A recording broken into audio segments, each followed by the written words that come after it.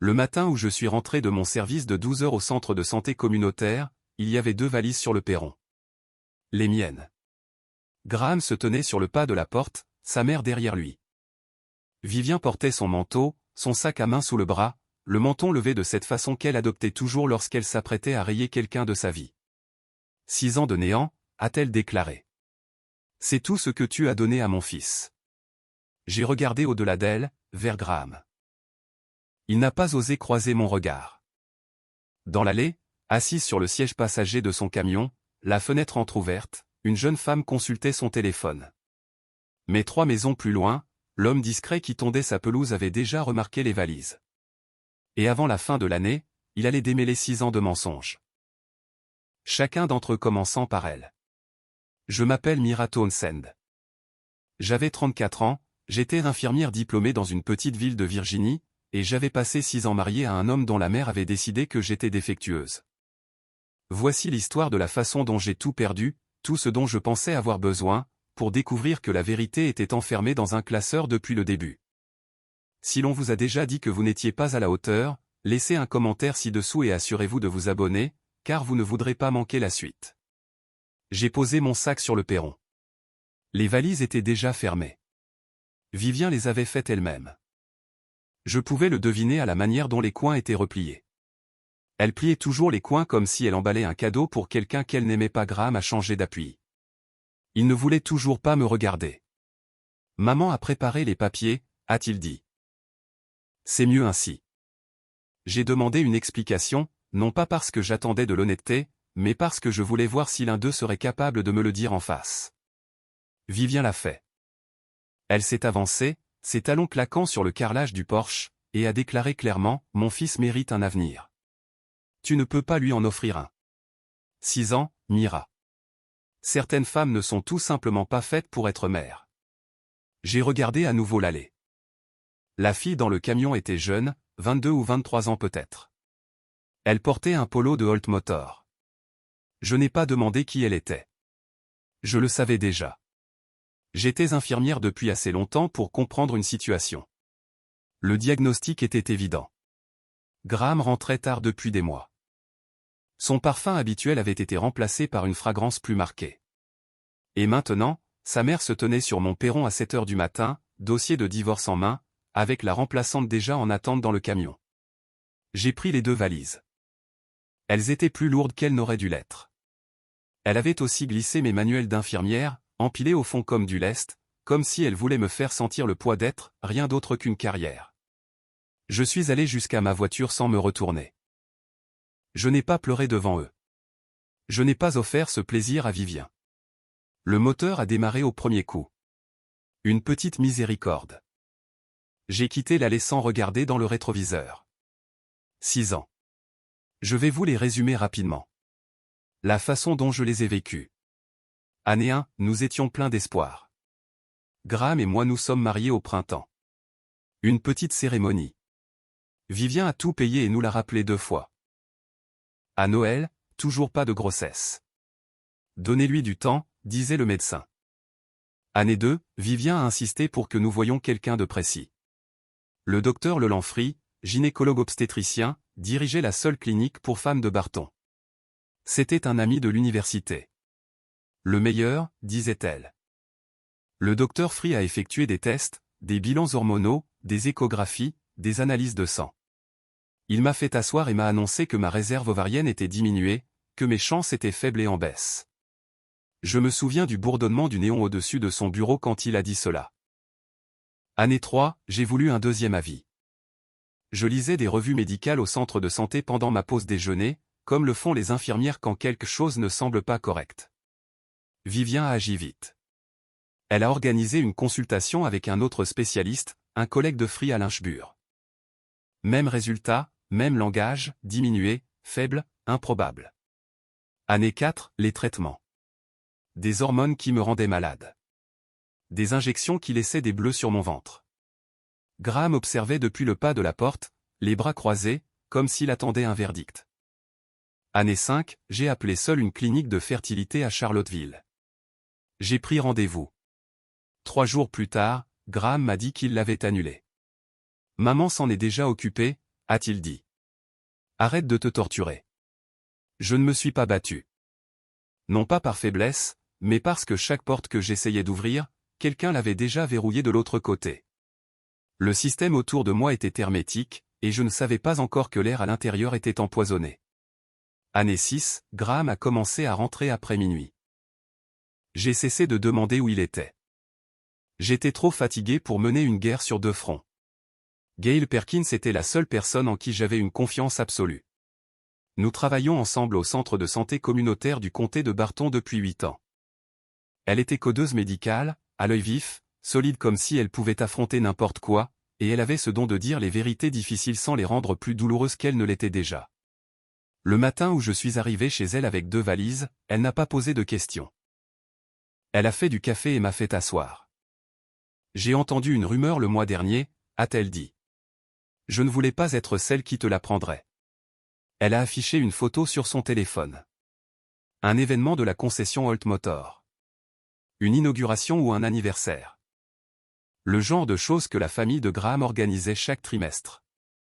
Graham se tenait au centre, le bras autour d'une jeune femme en robe rouge. Kelsey Brewer, 23 ans, stagiaire en marketing. Derrière eux, Vivian Holt souriait comme si elle venait de conclure une affaire. Ça date d'il y a 6 semaines, a dit Gail. J'ai regardé la photo longuement. Pas Graham, mais Vivian. Son sourire sur cette image était le même que celui qu'elle avait eu sur mon perron ce matin-là. La remplaçante n'était pas une surprise. C'était un plan. Tu peux rester ici, a dit Gail. La chambre d'amis est propre. J'ai secoué la tête. J'ai besoin de mon propre espace, même si c'est petit. Gail n'a pas insisté. Elle a rempli ma tasse de café et m'a tendu les petites annonces. Les appartements à Barton étaient pour la plupart trop chers pour le seul salaire d'une infirmière. Mais en bas de la page, entouré en rouge par une recherche précédente, il y avait une annonce, cottage, Orchard Road, meublé, 650 € par mois. J'ai déchiré la page, je l'ai pliée et je l'ai mise dans ma poche. 2 semaines avant les valises sur le perron, j'étais dans le couloir de l'étage de la maison des Holt, portant les médicaments pour la tension de Vivian sur un petit plateau. Elle les prenait à 8 heures précises chaque soir, et je les apportais parce que j'étais l'infirmière et parce que, dans cette maison, être utile était ma seule monnaie d'échange. La porte du bureau était entr'ouverte. J'ai entendu la voix de Vivian en premier. Basse, directe. La façon dont elle parlait quand elle donnait des ordres. Tu as gâché 6 ans avec cette femme, Graham. 6 ans que je ne peux pas récupérer. Puis Graham, c'est ma femme, maman. Elle ne peut pas te donner d'enfant, et je ne regarderai pas cette famille s'éteindre avec toi. Un silence. J'entendais le tic-tac de l'horloge à grand-père dans le foyer.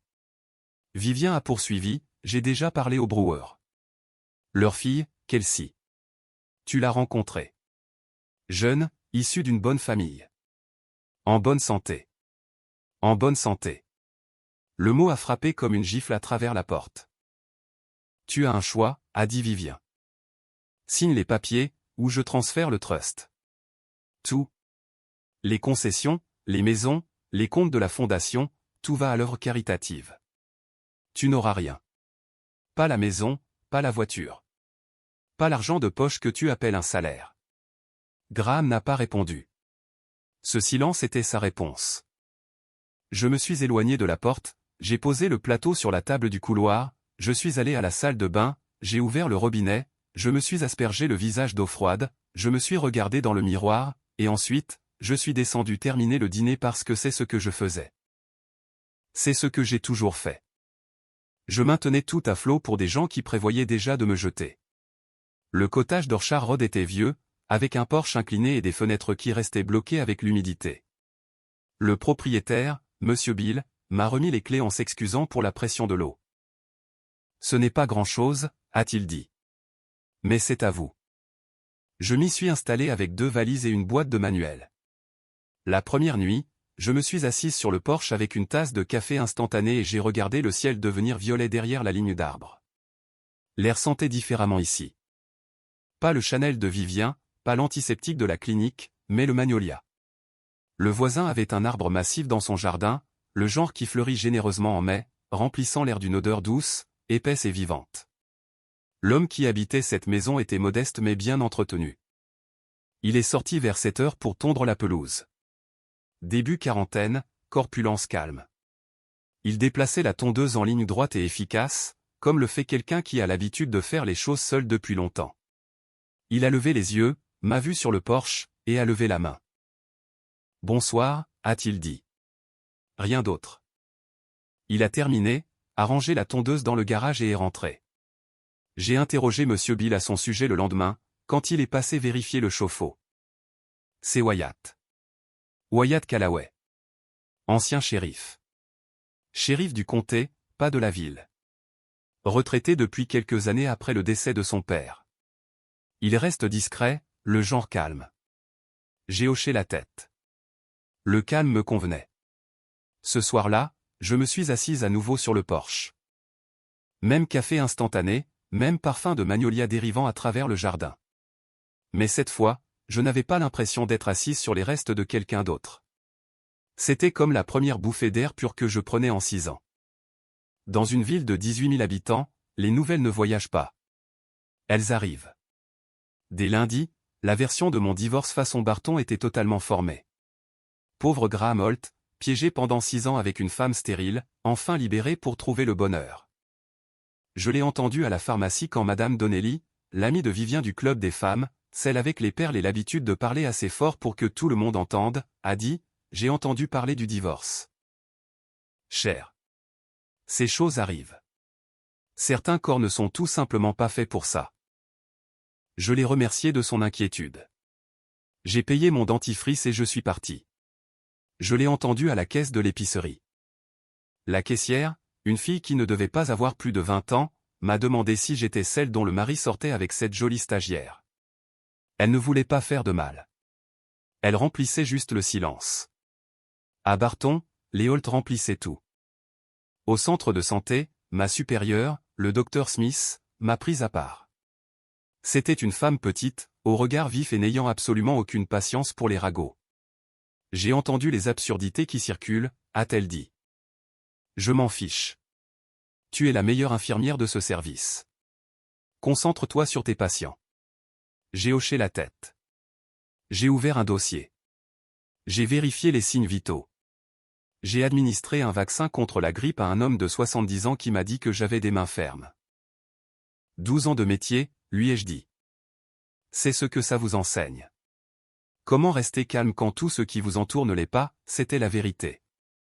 Et c'était la seule chose qui me permettait de tenir debout. La ville pouvait parler. Vivien pouvait inventer l'histoire qu'elle voulait. J'avais un travail, un cottage, et des mains qui ne tremblaient pas. Pour l'instant, cela suffisait. Samedi matin, la fenêtre de la cuisine s'est coincée. L'humidité avait fait gonfler le cadre pendant la nuit, et aucun effort ne parvenait à le bouger. J'étais debout sur un escabeau, les 2 mains sur le châssis, quand j'ai entendu frapper à la porte moustiquaire. Wyatt Callaway se tenait sur mon porche, les mains dans les poches de sa veste. Ces cadres gonflent chaque juin, a-t-il dit. Tenez. Il est entré, a pressé les 2 paumes à plat contre les coins supérieurs du cadre et a poussé. La fenêtre s'est ouverte avec un grincement réprobateur. 30 secondes, peut-être. Merci. Un café? Il a haussé les épaules, ce que j'ai interprété comme un oui. Nous nous sommes assis sur le porche. Il buvait le sien noir. Il a parlé un peu, plus que ce à quoi je m'attendais. Il avait été shérif pendant 8 ans, a-t-il dit. Retraité tôt. Il n'aimait pas la politique. Son père était décédé il y a 3 ans. C'était un homme compliqué. Il a bâti quelque chose de grand, mais il a raté tout ce qui était petit. Il n'a pas précisé, et je n'ai pas insisté. Je lui ai dit que j'étais infirmière. Il a posé des questions sur le centre de santé, sur le genre de patient que je voyais.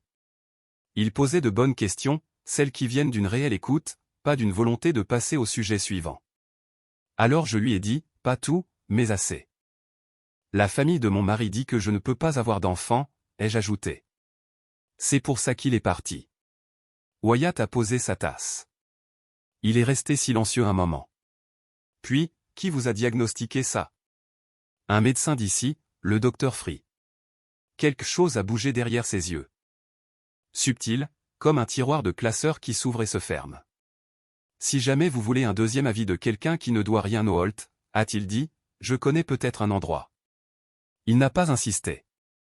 Il s'est levé, m'a remercié pour le café et est retourné chez lui. Le magnolia entre nos maisons commençait à fleurir. 3 nuits, je suis resté éveillé à penser à ce que Wyatt avait dit. Je connais peut-être un endroit. Pas, je peux vous aider. Pas, laissez-moi arranger ça. Juste une porte laissée ouverte pour moi, si je choisissais de la franchir. La 4e nuit, à 2 heures du matin, j'ai pris mon téléphone et j'ai recherché, droits du patient, dossiers médicaux, Virginie. La réponse était claire. En vertu de la loi HIPAA, j'avais le droit légal de demander mon dossier médical complet auprès de n'importe quel prestataire. Je le savais techniquement. Toute infirmière le sait, mais savoir une chose et agir en conséquence sont séparés par un canyon. Et le pont était construit sur la même question qui m'avait empêché de dormir. Et s'ils avaient raison? Et s'il n'y avait rien à trouver? J'ai posé le téléphone, j'ai fixé le plafond. Puis je l'ai repris et j'ai composé le numéro de Barton Women's Health. À 8h15 le lendemain matin, j'ai appelé. La réceptionniste semblait surprise. Je vais devoir vérifier avec le docteur Free, a-t-elle dit. C'est mon droit légal, lui ai-je répondu. Je vais formuler la demande par écrit. Elle a dit qu'elle traiterait ma demande. J'ai raccroché et j'ai appelé Wyatt. Cet endroit dont vous avez parlé, j'aimerais y aller. Je vais passer un coup de fil, a-t-il dit. Pas de drame, pas de discours. En route pour le travail, je suis passé devant le panneau publicitaire de Holt Motor à l'intersection de la route 11 et de Maple. Le visage de Graham, haut de 3 mètres. Valeur familiale, prix équitable. En dessous, en plus petit, le nom de confiance de Barton depuis 1972. J'ai continué à conduire. Le feu est passé au vert et je n'ai pas regardé en arrière. Wyatt a conduit 1h30 jusqu'à Richmond, à travers les collines vertes de Virginie, les fenêtres ouvertes, le genre de trajet où l'on sent l'air passer de la petite ville à la grande cité. Je m'attendais à une clinique ordinaire, propre, compétente, banale. Nous sommes entrés dans un campus de verre et de calcaire, 3 bâtiments reliés par des allées couvertes, une fontaine dans la cour centrale. Le panneau à l'entrée indiquait « Callaway Medical Group, Centre pour l'excellence reproductive ». J'ai regardé Wyatt Callaway. Comme votre nom de famille? Mon père l'a construit, a-t-il dit. J'ai choisi une autre voie. Il n'a rien ajouté d'autre à ce sujet. À l'intérieur, le hall était lumineux et calme. Une femme à la réception a salué Wyatt par son prénom, et nous a conduits dans une salle de consultation privée. Le docteur Priya Anand, endocrinologue de la reproduction, est entré 10 minutes plus tard. Elle était posée, directe, et elle m'a serré la main comme si j'étais une personne et non un problème. Partons de zéro, a-t-elle dit. Oubliez tout ce qu'on vous a dit avant. Nous allons faire un bilan complet. Analyse de sang, taux hormonaux, échographie, AMH, tout, en partant de zéro. J'ai hoché la tête. Pour la première fois en 6 ans, un médecin me regardait sans l'ombre de Vivien derrière elle. La prise de sang a duré 15 minutes. L'échographie était minutieuse. Le docteur Anand prenait des notes à la main. De vraies notes, pas des cases à cocher. En sortant, j'ai cherché ma carte d'assurance. La femme à la réception a secoué la tête. C'est pris en charge. J'ai regardé Wyatt. Il a haussé les épaules. Vieux conte familial. Nous sommes rentrés avec les fenêtres ouvertes, le parfum du magnolia flottant quelque part le long du terre-plein de l'autoroute, épais et familier. J'ai fermé les yeux pour les 20 derniers kilomètres et je me suis laissé respirer. Pendant que j'étais assise dans une salle de consultation à Richmond, Graham était assis dans une cabine chez Vittorio S sur Main Street, le seul restaurant de Barton avec des serviettes en tissu. Gail m'a dit plus tard qu'elle était à 2 tables de là avec son mari pour leur anniversaire. Graham avait commandé la bouteille la plus chère de la carte.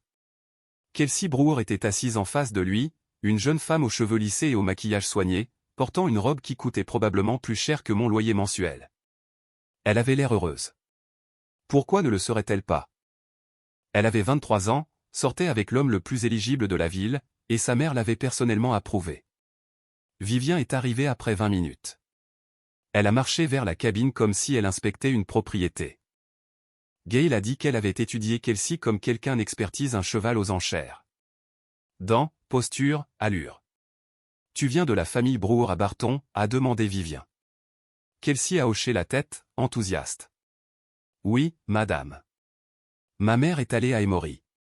Bonne souche, a dit Vivien.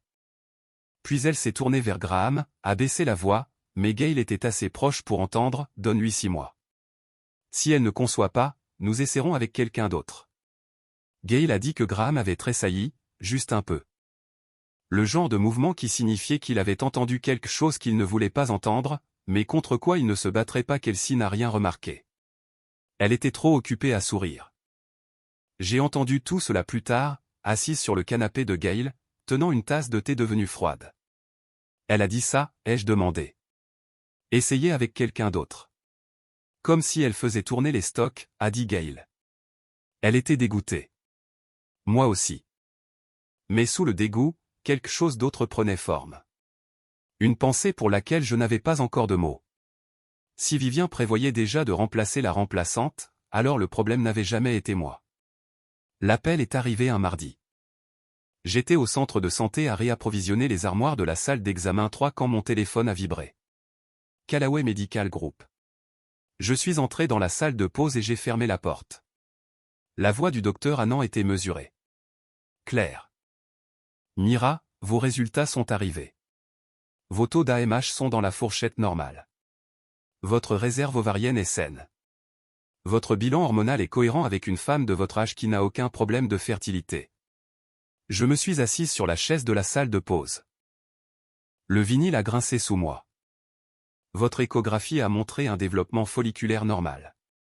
Il n'y a aucune indication, aucune, de capacité reproductive diminuée. J'ai fixé la fiche au mur. Hygiène des mains. 5 étapes. Je l'avais lu 1000 fois. Qu'est-ce que cela signifie exactement, ai-je demandé. Je savais. J'étais infirmière. J'avais passé 12 ans à lire des résultats de laboratoire. Mais j'avais besoin de l'entendre dire par un médecin. Un vrai médecin. Un qui ne devait rien à Vivien Holt. Cela signifie, a dit le docteur Anand, que sur la base de tout ce que nous avons testé, il n'y a aucune raison médicale pour laquelle vous ne pouvez pas concevoir. Je l'ai remercié. J'ai raccroché. Je suis resté assise là un moment. L'horloge de la salle de pause faisait tic-tac. La cafetière gargouillait. 6 ans à entendre dire que j'étais brisé. 6 ans de pitié de la part de Vivien. 6 ans de voix prudente et mensongère du docteur Free. J'ai fouillé dans ma poche et j'ai sorti un stylo. J'ai déchiré une page du carnet près du micro-ondes. J'ai écrit la date et les résultats. J'ai plié le papier 2 fois. Je l'ai remis dans ma poche. Je n'ai pas appelé. Je n'ai pas appelé Vivien. Je suis retourné dans la salle d'examen 3 et j'ai fini de réapprovisionner les armoires, parce que c'est ce que font les mains fermes. L'enveloppe Mani est arrivée 3 semaines après ma demande écrite. Elle était épaisse, plus lourde qu'elle n'aurait dû l'être pour un seul dossier patient. Je l'ai posée sur la table de la cuisine de mon cottage et je l'ai fixée pendant que la bouilloire bouillait. Barton Women's Health, disait l'adresse de retour. Docteur Lelanfry, MD. Je l'ai ouverte avec précaution. Les pages à l'intérieur étaient organisées par date, la plus ancienne en premier. Note de consultation dans l'écriture du docteur Free. Une écriture serrée, le genre qui semble précise jusqu'à ce que vous essayiez de la lire. Rapport de laboratoire sur papier à en tête de la clinique. Images d'échographie imprimées sur du papier thermique déjà en train de s'effacer. Je les ai étalées sur la table et j'ai commencé à lire comme je lisais un dossier de patient au travail. Systématiquement. Date, test ordonné, résultats, notes, références croisées. Je cherchais l'histoire que les chiffres racontaient, pas l'histoire qu'on m'avait racontée. Le taux de FSH que le docteur Free avait signalé comme préoccupant lors de notre consultation. J'ai trouvé l'impression originale. La valeur de laboratoire était de 6,8 milliunités internationales par millilitre. Normal, bien dans la fourchette. Mais quelqu'un avait écrit une annotation manuscrite dans la marge, 14,2 élevé. À recontrôler. Ce n'était pas l'écriture du laboratoire. C'était celle de Free. Il avait modifié le chiffre. J'ai continué. Le résultat d'AMH qu'il m'avait dit être bas. Le rapport imprimé montrait une valeur que n'importe quelle infirmière qualifierait d'adéquate. Une autre annotation. Une autre modification. Mes mains ne tremblaient pas. Elles ne tremblent jamais. Mais ma mâchoire s'est crispée et j'ai dû poser la page, me lever et marcher vers la fenêtre. Le magnolia était sombre contre le ciel du soir. Je suis revenu à la table. J'ai continué à lire. J'ai atteint un rapport de laboratoire près du milieu de la pile et je me suis arrêté. Je suis resté assise à cette table de cuisine pendant 3 heures. Chaque page que je tournais rendait l'image plus claire et plus laide. Si vous avez déjà fait confiance à quelqu'un pour votre santé et que vous vous êtes demandé plus tard s'il vous avait dit la vérité, vous connaissez la sensation dans votre estomac en ce moment. Restez avec moi, parce que ce que j'ai trouvé sur cette page suivante a tout changé. Aimez cette vidéo et abonnez-vous si vous voulez entendre ce qui s'est passé quand le conseil médical a ouvert son enquête. Le rapport de laboratoire concernait un bilan de fertilité complet, analyse de sang, analyse hormonale, toute la batterie de tests. L'entête provenait de Barton Women's Health. Le tampon en bas indiquait la date et l'heure du prélèvement, et la date indiquait « Dimanche 12 mars 2023 ». J'ai posé la page sur la table. Je connais Barton Women's Health. J'y réfère des patients depuis 12 ans. Je connais leurs horaires comme je connais mon propre planning de service. Ils ouvrent du lundi au samedi. Ils sont fermés le dimanche. Ils ont toujours été fermés le dimanche. Aucune exception, aucun débordement de week-end, pas de rendez-vous spéciaux. J'ai ouvert le site web de la clinique sur mon téléphone. Heure d'ouverture, lundi au samedi, de 8h à 17h. Fermé les dimanches et jours fériés fédéraux. J'ai regardé à nouveau le rapport. Dimanche 12 mars. Une prise de sang qui n'aurait pas pu avoir lieu dans une clinique qui n'était pas ouverte, produisant des résultats qui ont été utilisés pour me dire que j'étais brisé. Ce n'était pas une erreur. Une infirmière connaît la différence entre une erreur cléricale et une fabrication. Une mauvaise date est une faute de frappe. Un panel de laboratoire complet avec des valeurs, des annotations et une signature datée d'un jour où l'installation était fermée est un faux. Quelqu'un s'est assis à un bureau, a créé ce document et l'a classé dans mon dossier. Quelqu'un avec accès à l'entête, au tampon et une raison de s'assurer que les chiffres racontaient une histoire spécifique. J'ai posé la page avec précaution. J'ai photographié chaque page du dossier avec mon téléphone, recto et verso. J'ai remis les originaux dans l'enveloppe manille. Je les scellais. J'ai écrit la date sur le devant au stylo. Puis j'ai ouvert mon ordinateur portable et j'ai recherché comment déposer une plainte auprès du Conseil de médecine de Virginie. Je n'ai pas appelé Graham. Je n'ai pas appelé Vivien. Je n'ai pas appelé le docteur Free. Je me suis fait une tasse de thé et j'ai commencé à lire le formulaire de plainte ligne par ligne, comme je lirais un dossier au travail. Sujet de la plainte, nom du praticien, nom et adresse du cabinet, nature de la plainte, description des événements, documentation justificative.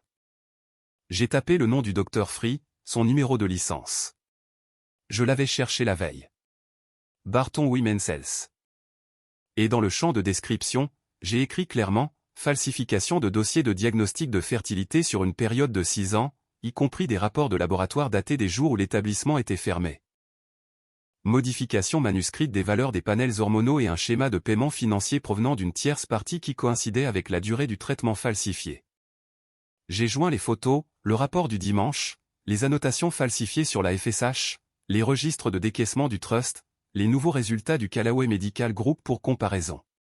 J'ai relu la plainte 3 fois, vérifié chaque date, chaque pièce jointe, puis je l'ai soumise.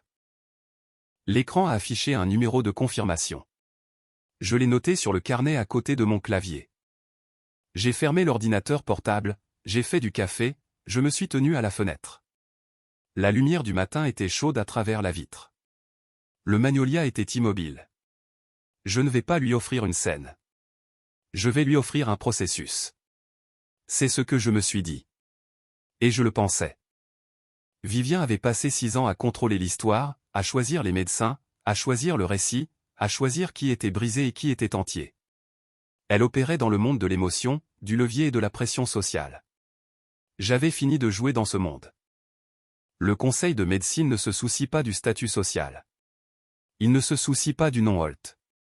Il se soucie des registres, des preuves et de savoir si un médecin agréé a fait ce que sa licence exige. C'était mon arène, maintenant. Je n'ai pas vu ce qui s'est passé ensuite, mais le docteur Free a tout avoué au conseil, et le conseil l'a dit à mon avocat, et l'image s'est complétée. 2 semaines après le dépôt de la plainte, une lettre recommandée est arrivée à Barton Women's Health, avec l'entête du conseil de médecine. Le docteur Leland Free, MD, l'a ouverte dans son bureau, la porte fermée. Il l'a lue 2 fois. Ses mains tremblaient, un détail qu'il a admis plus tard sous serment, bien qu'il n'ait pas eu besoin de le faire. La réceptionniste l'a entendu faire tomber sa tasse de café de son bureau. La lettre exposait la plainte. Elle demandait tous les dossiers des patients liés à Mira Townsend. Elle l'informait qu'une enquête formelle avait été ouverte et qu'un auditeur serait programmé dans les 30 jours. Il a décroché son téléphone et a appelé Vivien.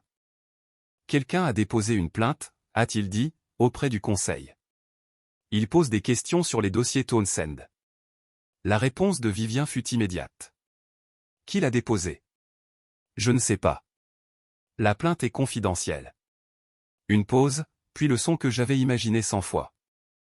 Les talons de Vivien sur le carrelage de son bureau. Clic, clic, clic. Elle faisait les 100 pas, détruit les originaux, a-t-elle dit. Je ne peux pas, la voix de Free a craqué. Ils ont déjà été assignés. Et le laboratoire tiers à Charlottesville, celui qui a traité les analyses de sang originales, ils ont toujours les dossiers électroniques originaux. La Virginie exige que les laboratoires conservent les résultats des tests et les données sources pendant 7 ans. Silence du côté de Vivien, alors. C'est gérable, Leland.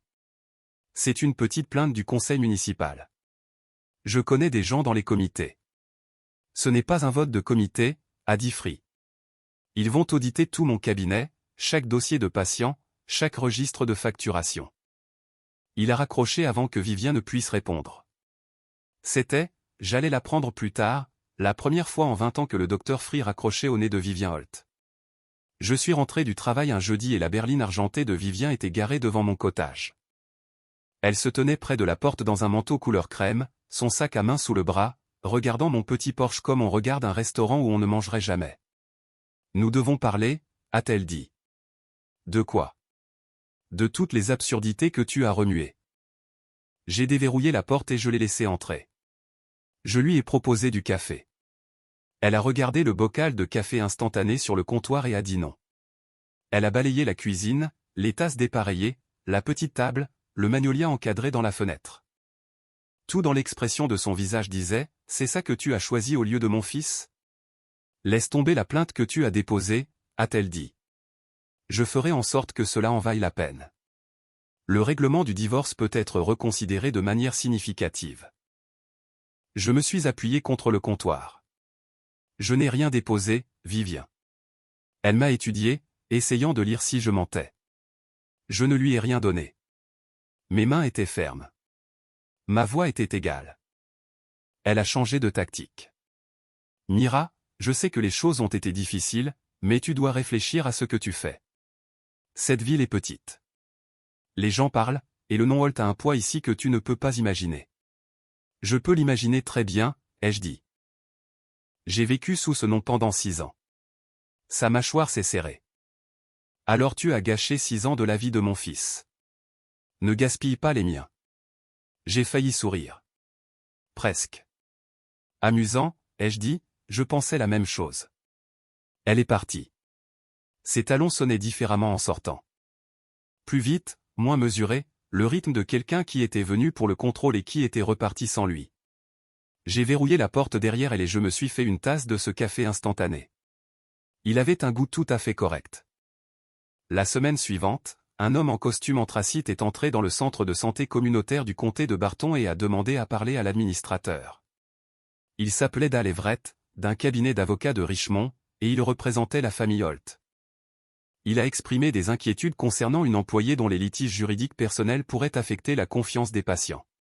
L'implication était claire, virez Mira Townsend ou faites face au désagrément du mécontentement de la famille Holt.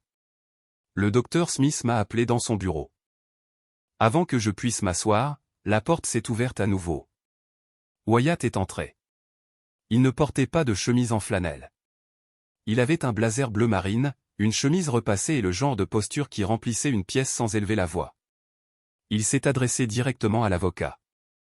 Je suis Wyatt Callaway. Le Callaway Medical Group conserve Mitchell & Associates pour les questions d'emploi en Virginie.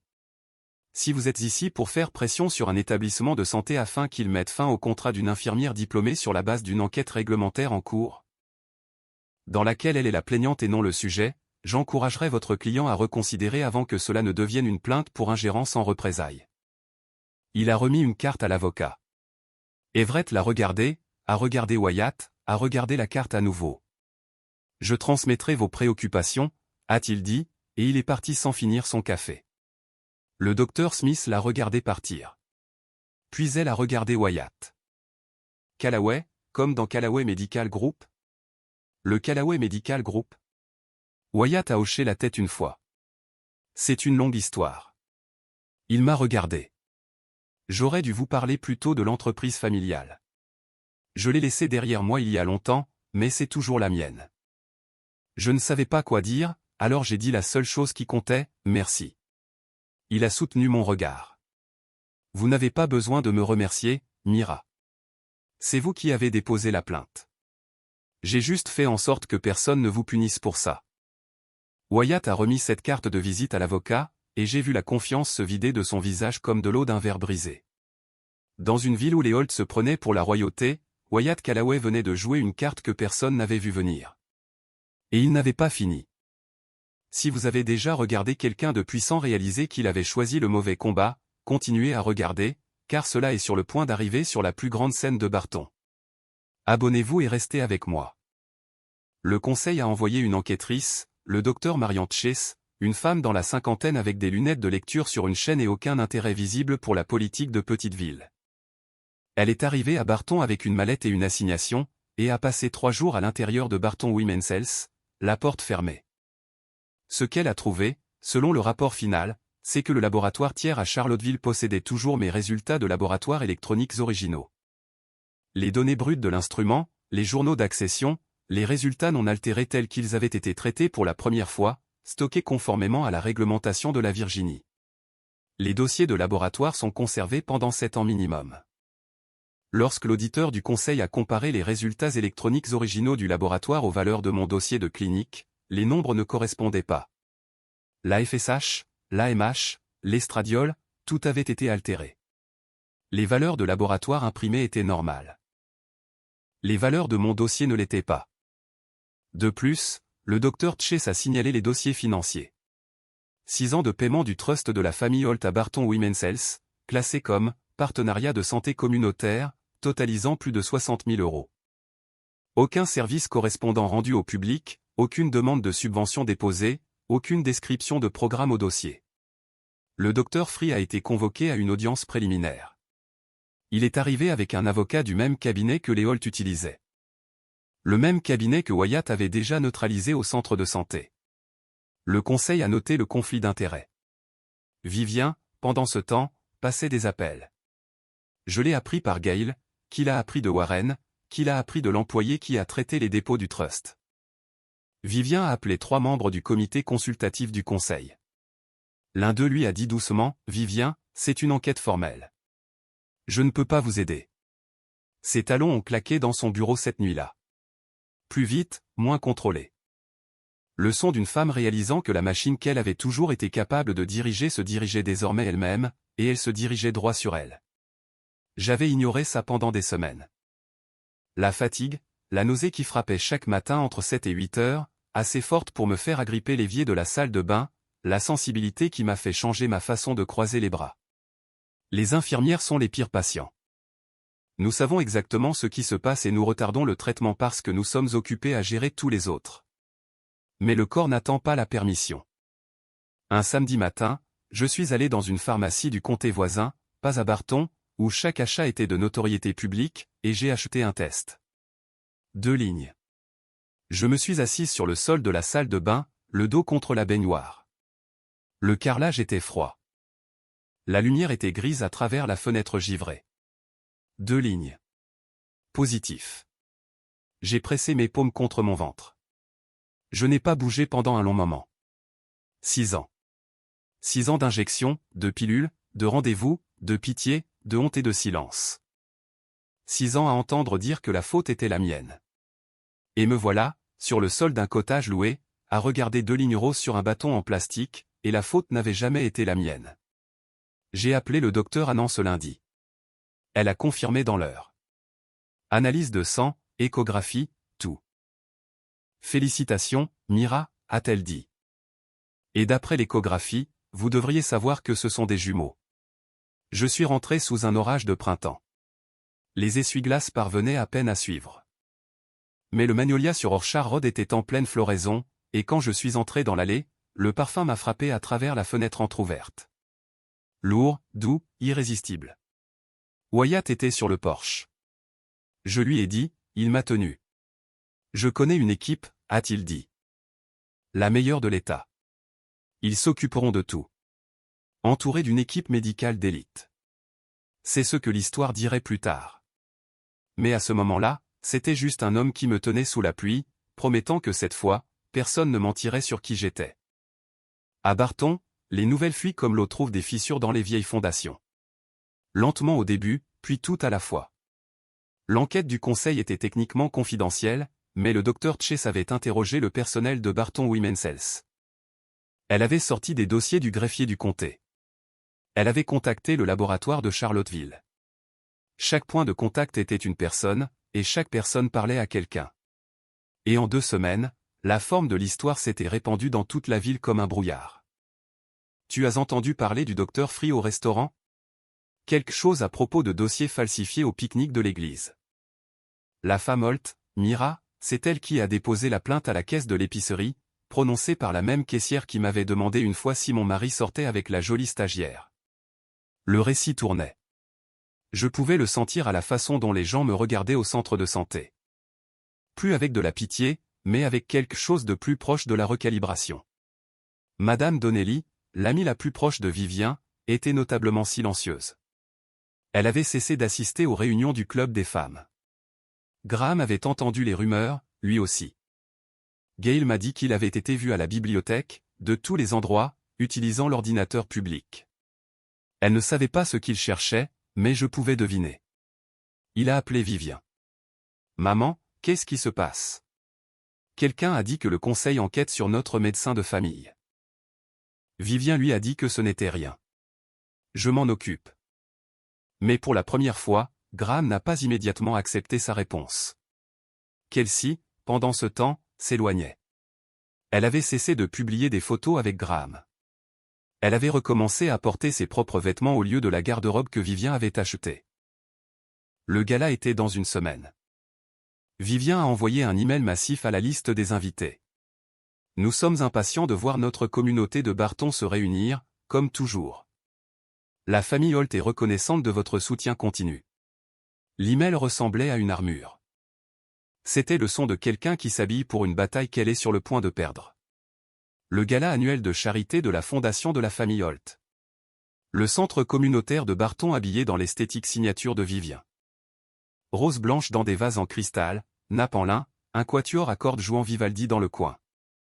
200 invités, propriétaires d'entreprises, anciens de l'église, responsables du comté, enseignants, infirmières, le club des femmes dans leurs plus beaux atours. C'était la scène de Vivien, l'événement qu'elle organisait depuis 22 ans. L'endroit où son nom signifiait tout et où tout le monde était un invité dans son monde. Elle se tenait à l'entrée dans une robe de bal en perles, accueillant les arrivées avec le même sourire mesuré qu'elle avait perfectionné pendant des décennies. Si heureuse que vous ayez pu venir. Comme c'est charmant de vous voir. S'il vous plaît, profitez de la soirée. Mais ses yeux ne cessaient de se déplacer vers la porte. Graham était déjà à l'intérieur, debout près du bar avec Kelsey. Il ressemblait à une couverture de magazine. Jeune, poli, cher, mais la distance entre eux était visible. Kelsey tenait son sac à main avec les 2 mains. Graham tenait son verre avec 2. Les gens étaient polis avec eux. Personne n'était chaleureux. Je n'avais pas prévu d'y aller. Pas vraiment. Mais Wyatt avait dit quelque chose qui est resté. Tu n'as pas besoin de faire une scène. Parfois, se montrer est la déclaration. Alors j'y suis allé. J'ai porté une robe bleue simple.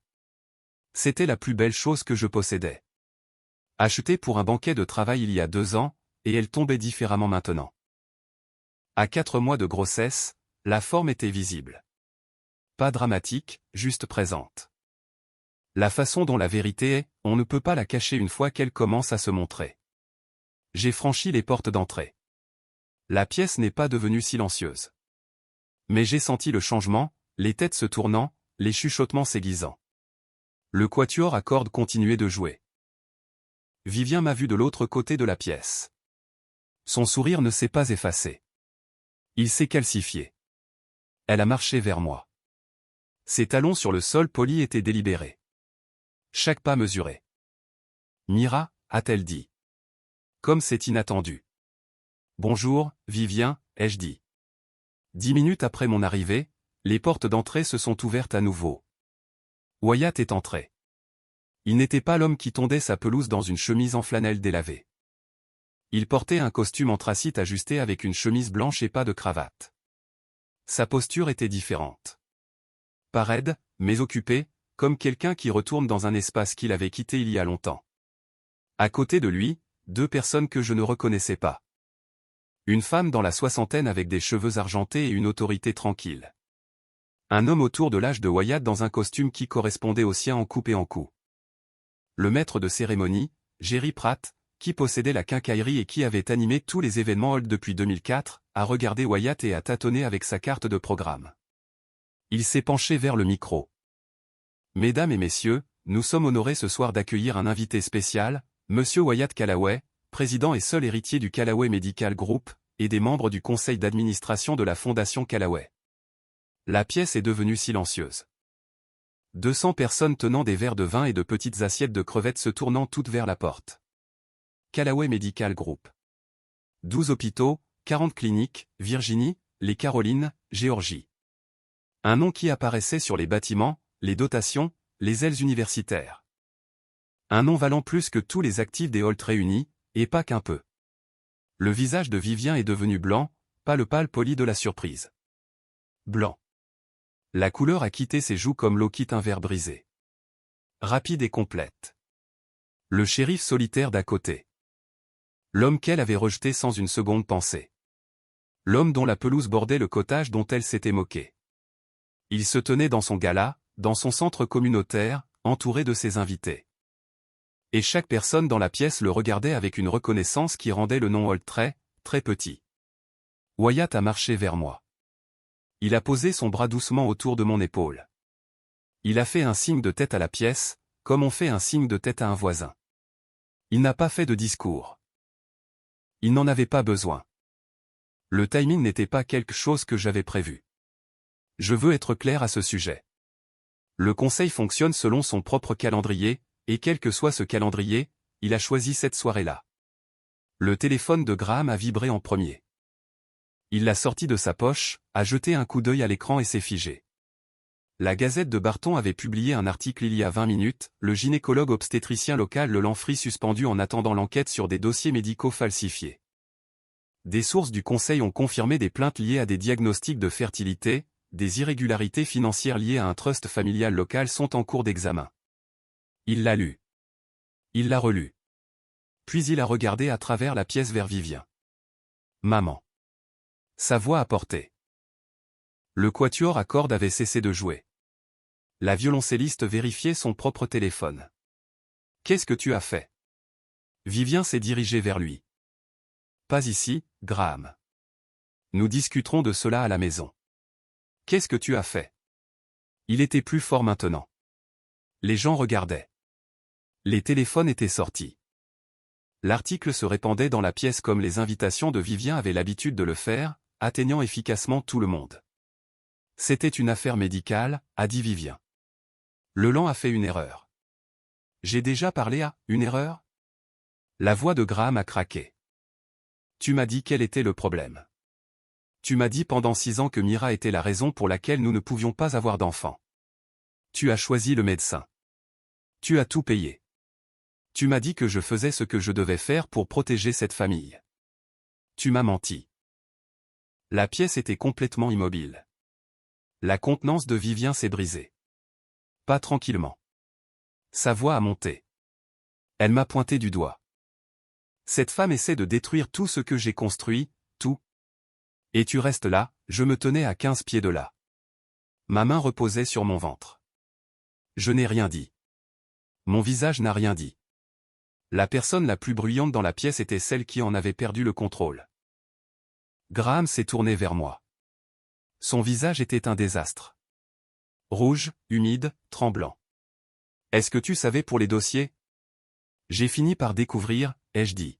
« Oui. »« Pourquoi tu ne me l'as pas dit ?» Je l'ai regardé.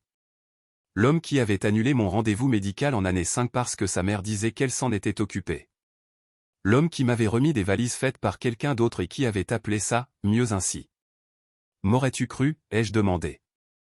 Tu as annulé mon rendez-vous à Charlottesville parce que ta mère te l'a dit. Tu n'as jamais remis en question sa parole. Pas une fois en 6 ans. Alors dis-moi, Graham, si je t'étais venu avec des résultats de laboratoire et que j'avais dit que ta mère payait un médecin pour mentir sur moi. M'aurais-tu cru, ou l'aurais-tu cru? Il n'a pas répondu. Il n'avait pas besoin de le faire. Nous savions tous les deux. Vivien s'est avancé. Une dernière tentative. Sa voix était plus basse maintenant, dépouillée de performance. Mira, s'il te plaît, discutons en privé pour la famille. Je l'ai regardée, cette femme qui s'était tenue sur mon porche et qui m'avait dit « Certaines femmes ne sont pas faites pour être mères ». Cette femme qui avait dépensé 60 000 € pour s'assurer qu'un médecin le confirme. Il n'y a pas de famille, Vivien, ai-je dit. Tu t'es assuré de cela. J'ai fait une pause. J'ai laissé la pièce retenir son souffle. 6 ans de rien. C'est ce que tu m'as dit sur mon propre porche, avec mes valises à mes pieds. Mais ce rien n'a jamais été le mien. Il a toujours été le tien. Vivien s'est assise sur la chaise la plus proche. Elle ne s'est pas relevée. De l'autre côté de la pièce, Kelsey Brewer a pris son sac à main, s'est tournée vers la sortie et est partie sans dire un mot. Personne ne l'a arrêtée. Personne ne la regardait plus. Wyatt m'a prise par la main. Nous avons marché vers la porte. Je ne me suis pas précipité. Je n'ai pas regardé le sol. J'ai regardé la pièce. Les roses blanches que Vivien avait arrangées. Les vases en cristal qu'elle avait polis. Le quatuor à cordes qui avait cessé de jouer et qui rangeait maintenant ses instruments.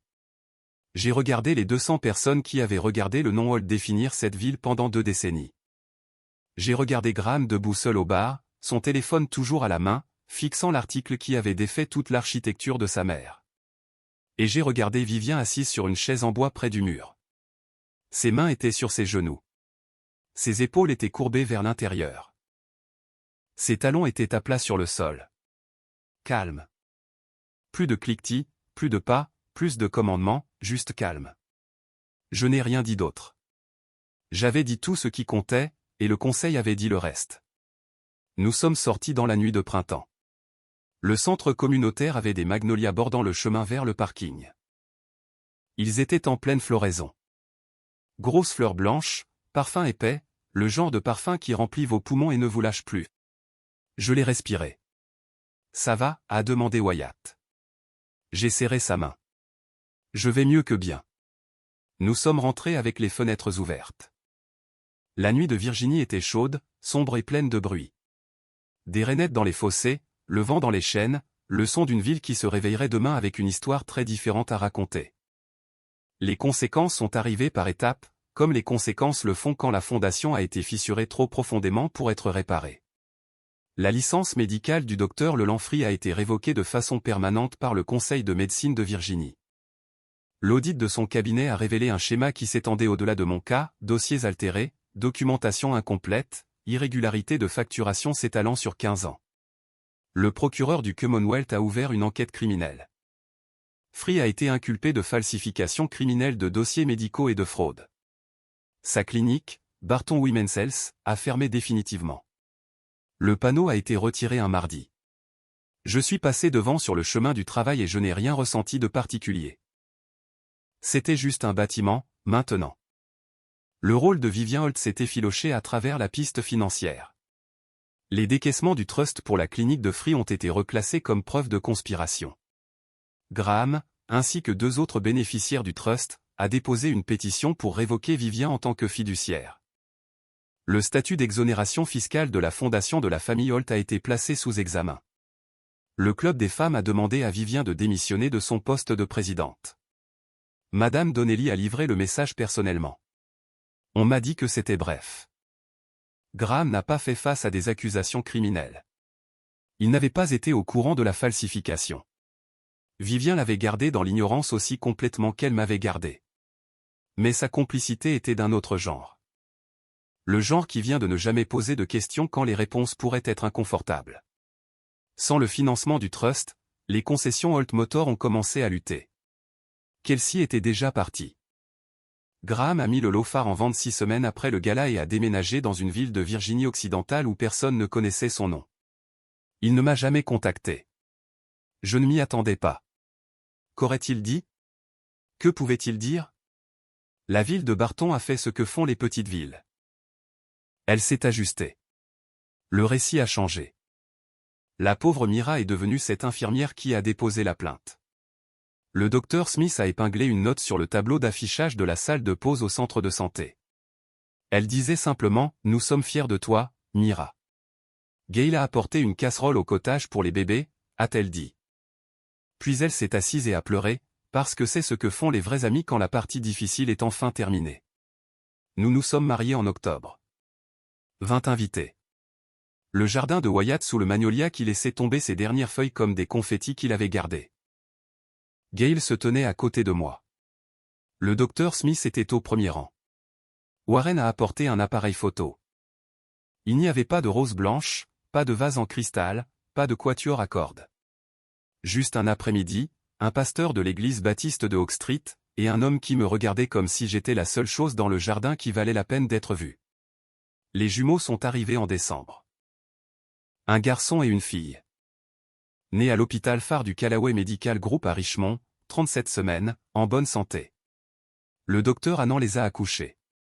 L'équipe, néonatologue, 2 infirmières et anesthésistes en attente, était la meilleure de l'État.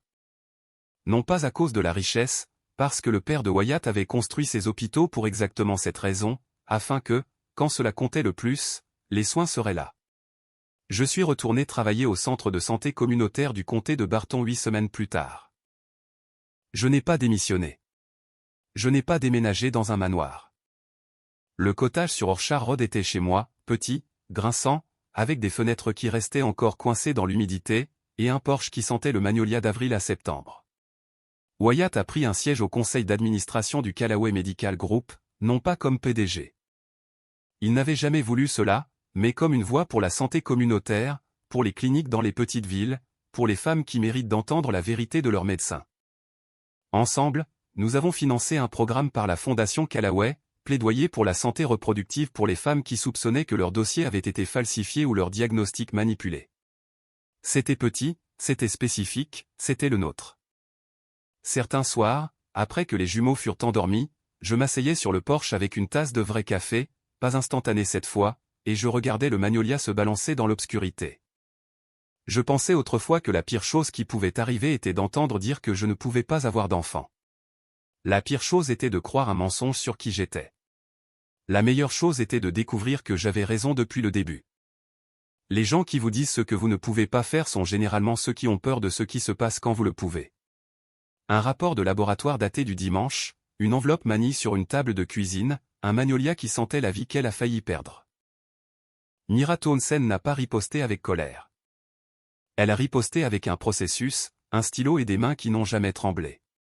Si quelqu'un vous a déjà fait sentir brisé pour quelque chose qui n'a jamais été votre faute, partagez cette histoire. Laissez un commentaire. Dites-moi votre moment, celui où vous avez cessé de croire le mensonge.